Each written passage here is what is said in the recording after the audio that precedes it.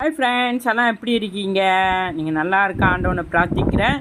என் சேனலை பார்த்து சப்போர்ட் பண்ணி சப்ஸ்கிரைப் பண்ணி லைக் பண்ணி ஷேர் பண்ணுங்கள் ஃப்ரெண்ட்ஸ். இது என்ன வச்சுருக்குன்னு பார்க்குறீங்களா?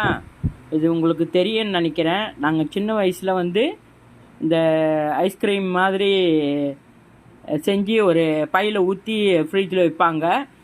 அது நிறைய பேர் முன்ன விற்றுக்கிட்டு வருவாங்க. அதை வாங்கி நாங்கள் சாப்பிட்ருக்கோம், கடையிலையும் வாங்கி சாப்பிட்ருக்கோம்.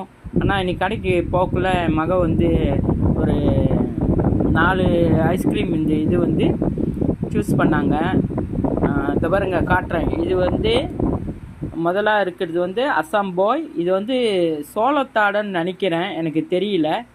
இது பார்லி ஆடைப்பில் இருக்குது. இது ஆரஞ்சு ஆடை.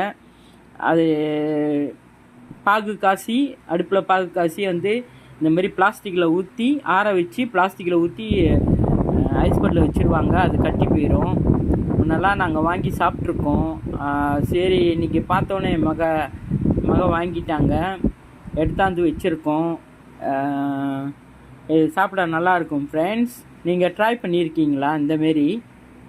இந்தமாரி இப்போ கிடைக்கிறது ரொம்ப கஷ்டமாக இருக்குது. ஆனாலும் நான் கடைக்கு போக்குள்ள இந்த ஐஸ்கிரீம் இது பார்த்தோம்.